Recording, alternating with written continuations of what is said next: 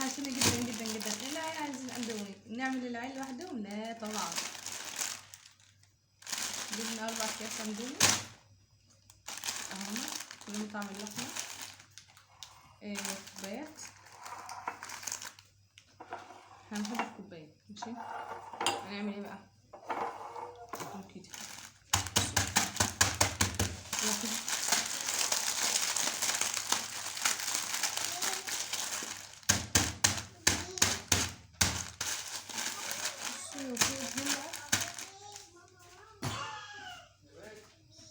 كده عايزه اشوف الفيديو ما لقيتش مفهوم بس هو قصه بسرعه يعني.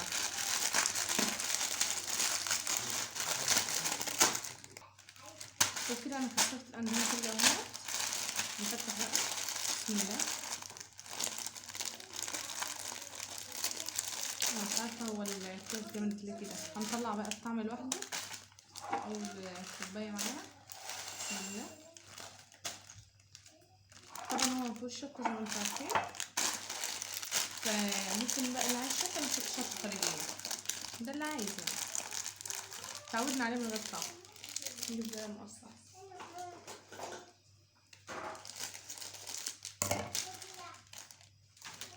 الكيس التاني.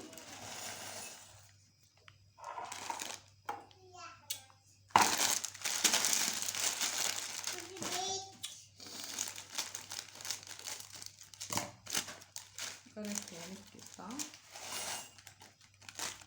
في كيس ساعات بلاقيها من غير طعم على فكرة يا جماعة. ففي طعم بيتباع كده عند العطار بتاع اندومي كيس زي كده. شوف كنت هاخدت معاها وقت كده. خلصنا. فتح بقى الطعمة.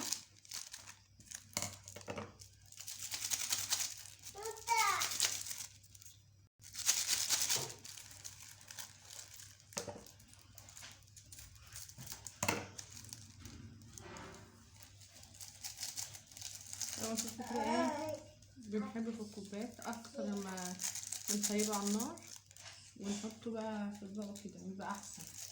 هنعمل كده المية طبعا بتغلي على النار. هتبقى مستنيين الاندومي. انا غليت بقى ميه هنا او في كاتل او في حاجه. بصوا اهو بسم الله. هننزل كده كل واحد كوبايه الاول، وهنا برضه كوبايه، كل واحد كده كوبايه الاول.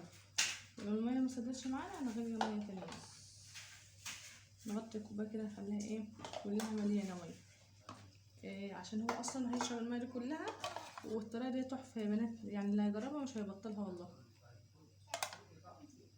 نجيب بقى ايه اطباق بس كده. هي الميه فضت معانا كمان اهي حلوه قوي كده. اللي عايز بقى ملح ولا عايز حاجه برضو كده براحته. بنجيب البقى كده تحط اي طقم عندك واغطيه كده وهنغطيه كله كده وهيبقوا بقى ايه 100 100. واحنا بناكل هوريكم الماء بتاعي نقعد كده اوريكم جميل جدا وبقى طعمه احسن والطف بكتير من المغلي بقى وطيب على النار. استنوا بقى لما يعمل هوريهولكم. تعالوا بقى بصوا ده بصوا يعني 7 دقايق كده ولا 5 دقايق. بصوا عمل ازاي طبقه بقى مستوي جميل جدا. وفي الميه اهي طعمه تحفه والله العظيم. بصوا ميته بقى بتبقى تقيله وجميله جدا. باي.